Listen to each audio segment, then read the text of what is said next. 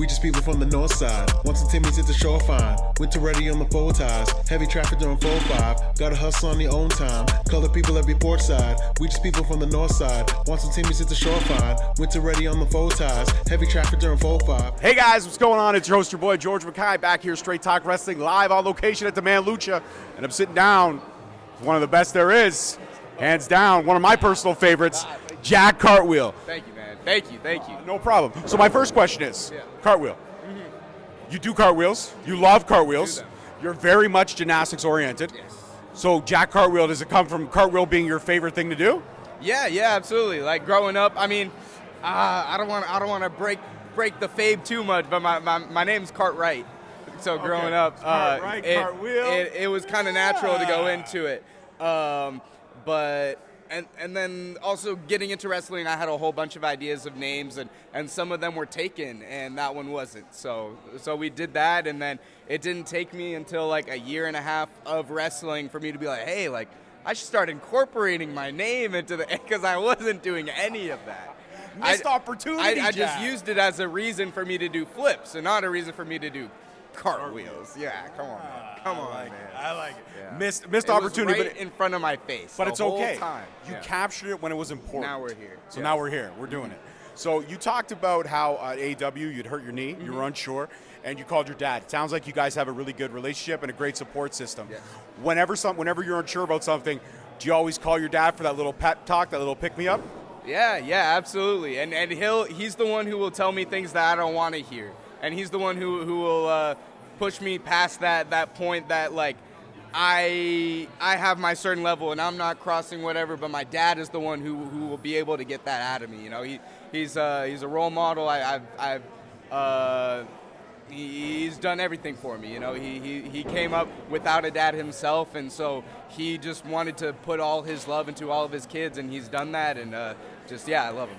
Well, shout out to Papa Cartwheel, because you've raised yourself one hell of a good young man here. So is this your first time here in Canada?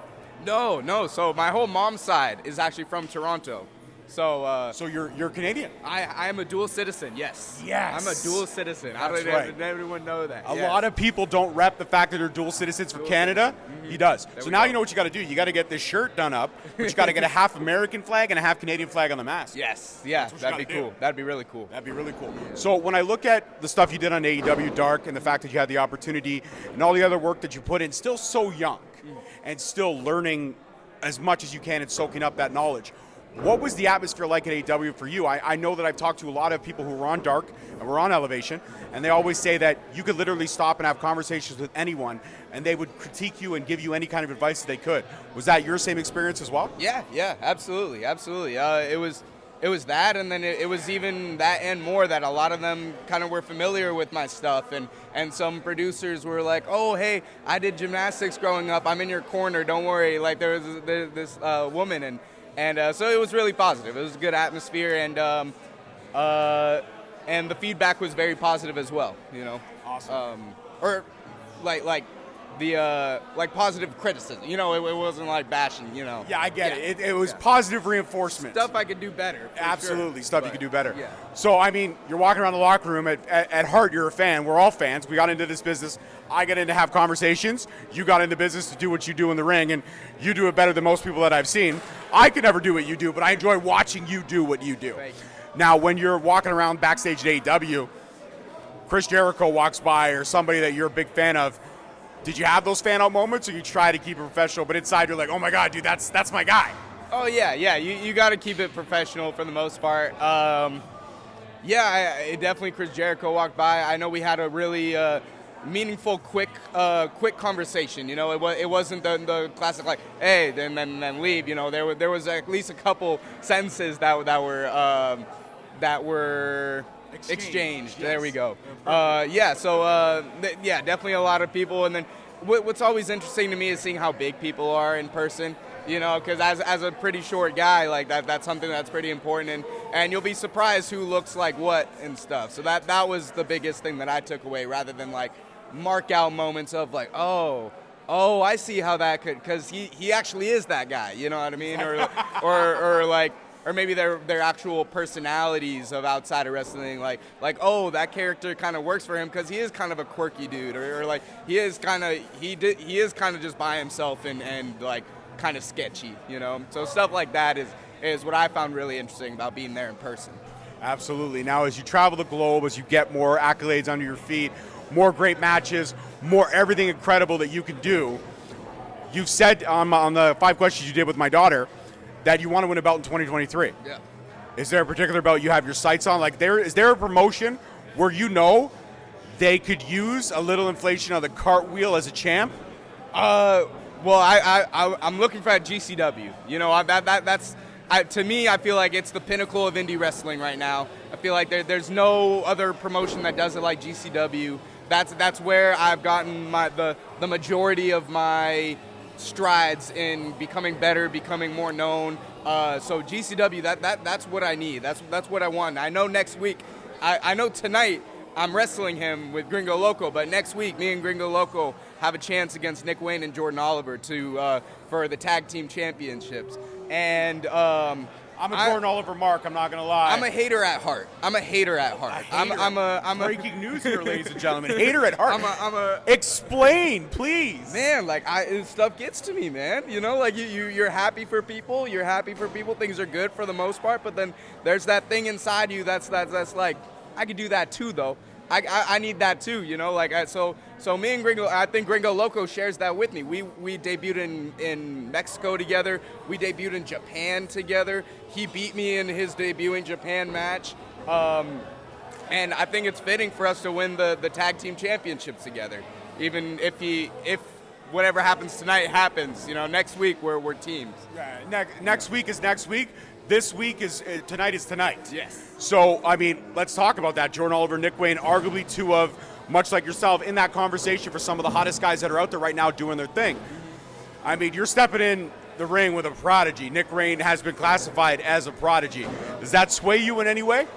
It does because like everything that he does, it's smooth. It's very slick. But you know, there's some type of grunge. There's some type of deep inner animalistic vibes that me and Gringo have that I don't think that Nick Wayne and Jordan Oliver might, but not to our extent. You know, we're coming in because we're hungry. They've been champs. They've been champs for a year and a half. They've beat everyone that there is to be a tag team. But me and Gringo aren't a tag team, and that's what will set us different. I like that. That a lot of people would say that if you're not an actual fluid tag team, that's a crutch. But you're saying that might be your actual advantage?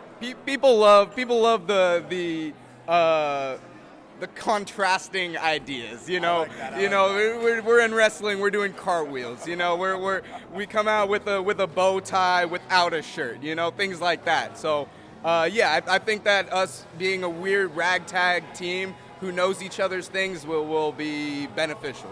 I absolutely do agree with you on that 100%. Now, my final question, GCW, you got your eyes set on those tag titles, but you know where I see you shining the most? And he's there now, too. I think Jack Cartwheel would do fantastic in ROH. Do you not agree with me on that? Oh, yeah. No, I would love some ROH. Yeah, definitely. Yeah, well, then we got to put that out in the universe. Tony Khan, I mean, I know you probably don't pay attention to me, but pay attention to this man. Let's get him in ROH. Man, I'm not in like the biggest. Chris Jericho did tell me he's like all these young guys, they're so worried about getting signed. They're so worried about trying to just put pen on paper. I want to travel the world. I get to go to Japan in September and Mexico. I was supposed to go to Mexico this weekend and Canada and here, and I'm still controlling all of that. And I do want to get signed. I need to do it. Like at some point, I know it's there, but I'm not in as much of a I need to get signed now type thing. Like I haven't grown into myself yet. I haven't. Oh, so Jack Cartwheel's still searching for Jack Cartwheel. Cartwheel's still searching for Jack in the independent scene as well. People don't know me like that. It's not like I don't want it to be Jack Cartwheel gets signed and people are like, oh, who's Jack Cartwheel? I want it to be like, oh shit, Jack Cartwheel got signed. That guy who was just around here, you know, like I like people have been wrestling for ages and ages and ages before getting signed when they're at their perfection. I'm not there yet, and I'm cool to say that. but I know I will be. And when that time comes, everybody else will know as well. I like that. Ever humble, playing the long game, playing that is to absolute perfection. You are, sir, a fantastically well-spoken individual, still young at heart. I mean, I think I got 20 years on you. I think so. Oh, wow, he says maybe. Wow, thanks. All right, man, before I go, give me that Jack Cartwheel energy and tell people you just had a kick-ass conversation with Straight Talk Wrestling, and they should subscribe because it's the right thing to do. Should I say kick-ass? Absolutely. Straight talk? Straight talk, yes, sir. This is some straight talk that I just had a kick-ass wrestling. Kick-ass wrestling. Sweet, I made it. Okay. Wait, can you say it again? Yeah, Straight Talk Wrestling. Whatever you want to say. Great conversation, whatever you want to say. All right. I just had a great conversation with Straight Talk Wrestling. This is Jack Cartwheel here at Demand Lucha, and let's get it. Woo! That's an amazing way to end the interview, and I'm going to keep the blooper in because it was hella hilarious. Peace, love, and wrestling. That's it for this one, guys. We'll see you next week. Peace. Thank you so much for watching. Please don't forget to like, subscribe, comment, and turn on that notification bell so you get notified each time we post a video. Alternatively, you can check us out on all podcast platforms and hosted on Podbean. We are also available on the SNME Network. That's the Sunday Night Main Event Patreon. Please feel free to check us out there as well. And don't forget to follow us on all social media platforms at _Straight Talk on Twitter, at Straight Talk Wrestling on Instagram, Straight Talk Wrestling on Facebook, Straight Talk Wrestling on TikTok, and of course, you can check out all our merch at ProWrestlingTees.com. I don't need a nigga cosign. Without the liquor, you become a victim. You ain't never got a pole mine. I ain't messing with this generation. Fuck your gen, I ain't got.